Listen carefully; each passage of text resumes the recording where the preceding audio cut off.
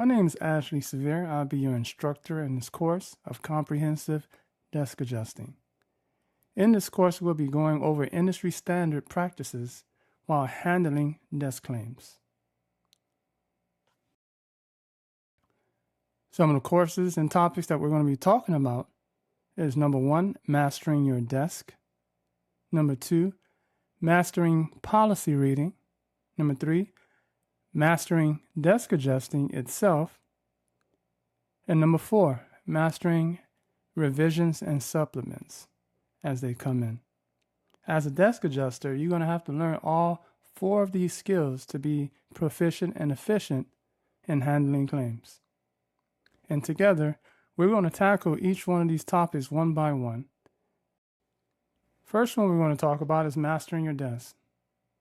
As a desk adjuster, this is a skill that you will have to be able to efficiently and proficiently handle your claims. You will be assigned an enormous amount of claims that you're going to be, number 1, responsible to keep track of, and number 2, responsible to handle in a professional, coherent, and an efficient way. Now, you said, well, Ashley, what do you mean coherent? Because when you're handling 50 to 100 claims, it's possible at times that you may be tempted to lose your mind. Literally. Desk adjusting is not for the weak. It is not for the mentally weak. It requires mental strength, mental fortitude. It requires a plan. It requires for you to have your things together and able to get this done efficiently and proficiently and keep your sanity in the process. In the course of handling these claims, you'll be faced with many stressful situations because you'll be dealing with people that have suffered a catastrophe and they're seeking relief. It's almost as if that you're playing the role of therapist, first responder, and resolution maker. That's a lot to carry as a desk adjuster, but that is the expectation of desk adjusting. Can you imagine someone suffering a loss and they're reaching out for help? And you're that person, the middleman, that is tasked with the responsibility of getting them that help that they need.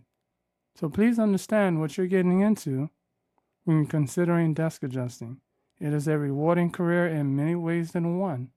Absolutely. But it is a huge responsibility.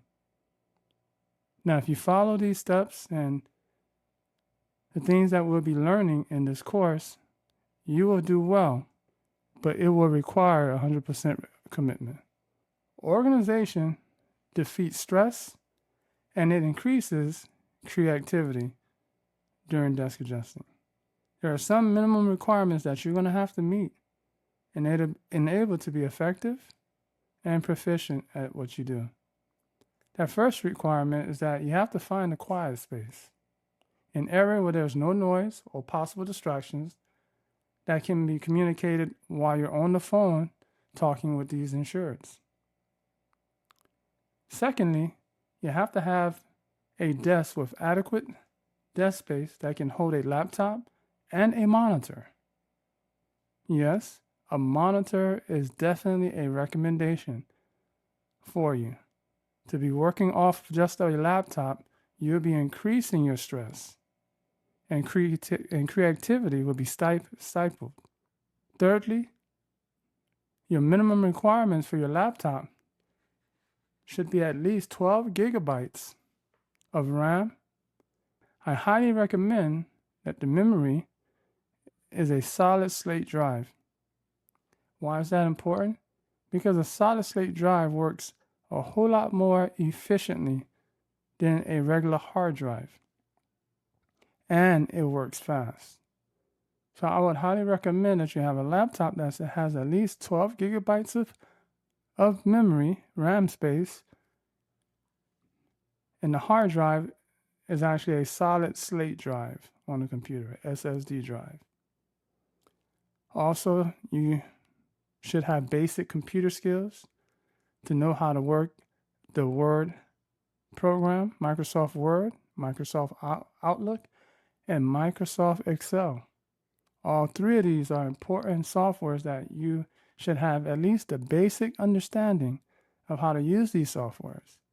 If you do not have any understanding, I highly recommend that you take some training courses in utilizing Microsoft Word, Outlook, and Excel.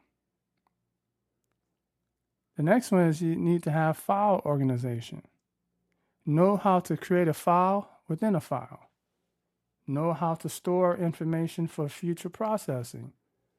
And what I mean by that is that you want to be able to create a file and name it whichever carrier that you're working with. Let's say, for example, Allstate. You want to create a file in your documents or your desktop and name it Allstate.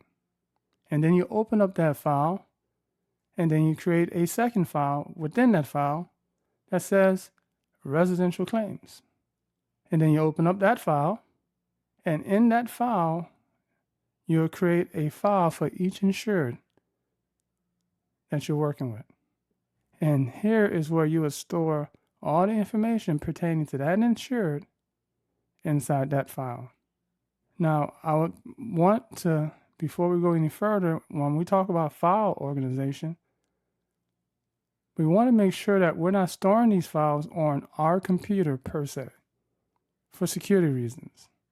You'll be working within the file system or web browser of that carrier, which is a secured server, where all information regarding your claim and the insured should be stored on the desktop of the server within the insurance carrier's platform or your IA carrier, IA's firm's platform.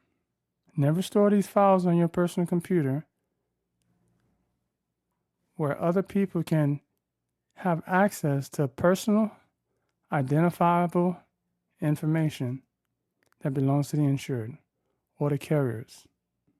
So make sure that you do not store this information on your personal computer for privacy reasons and for cybersecurity reasons. Next, and finally, time management. This is a skill that you will have to learn to develop because remember, you're working with 50 to 100 claims, and you're expected to be able to touch each claim every 10 to 14 days and update that file and activity notes in the CMS system to show that you've been staying on top of that claim and you have been an active participant in that claim. And in order for you to do that, you have to be able to manage your time. What do I mean by that? Number one, you want to set aside time slots in your day to perform important desk activities. Desk activities like returning phone calls, checking and responding to emails, reviewing your activity notes, locating and closing claims. All of these you need to set apart time in your day in order to get these tasks done. For example, let's say your schedule is 7 a.m. to 7 p.m. You want to set apart 7:30 to 9:30 returning phone calls that you received the day before. 10:30 to 11:30 checking and responding to emails. 11:30 to 12 reviewing activity notes. Take lunch at 12, come back at 1, continue reviewing your activity notes. And from 1 and beyond, you purpose to begin closing claims, working on those claims and trying to get them closed. Now, that's just an example. You can move these things around any way you want, allocate more time to each activity, or take away time. Make it a shorter activity time. At any rate, you're going to have to develop the skill of managing your time in order for you to defeat stress and increase the creativity during your job. While working your schedule in desk adjusting, during your day of desk adjusting, you have to be conscious of your time. This is a commitment and a responsibility, and there is a reasonable expectation that you'll be dedicating your time to desk adjusting. There will be times that you'll be tempted to be doing other things other than desk adjusting, like being on social media, being away from your desk, doing other things other than what is required of you, thus stifling your efficiency in desk adjusting. Because trust me, when you're not working and doing what you're supposed to do, there are ways to find that out and figure that out. You won't be fooling anyone. There's a digital footprint that can be reviewed that will tell the story if you're working or not. Don't fool yourself and think that you can work this job and work your second job at the same time. Don't fool yourself and think that you can get away with double dipping while desk adjusting. You may be tolerated by an IA firm, but the proof will be in the pudding if you, as an adjuster, is someone that is reliable and dependable and that is capable of doing your job. Trust me, there is a digital footprint that tells the story. So let's make each deployment a long-lasting deployment, as long as you possibly can, because the reality is you don't know when the next opportunity is going to present itself. So why mess this one up? And in addition to that, you have people out there that are suffering and hurting and that needs your help. So think about that on your deployment. Of course, it may be a stressful situation for you. At times, you may even ask yourself, man, why am I torturing myself like this? Because it can get overwhelming, especially when you're not organized, especially when you're distracted, especially when you're unprepared. But if you follow these steps, you will do well and you'll do fine. And you'll find yourself with a lot of time actually on your hands. So the idea here is to bring you to the point in your life as a desk adjuster that you are both proficient and efficient. And I will do my best in this class to help you get there. Before we move on, I want to point out some additional equipment that you would need that would be helpful. Some of this equipment will be provided to you by the carrier for you to be able to carry out your duties. And some of it you may have to purchase yourself. One of them is a webcam. Most laptops are equipped with webcams. Second one is a microphone. Again, most of your laptops and computers are equipped with built-in microphones. But sometimes you may require a headset to be able to make phone calls. Another one is virus protection for your computers. Make sure you have virus protection on your computers.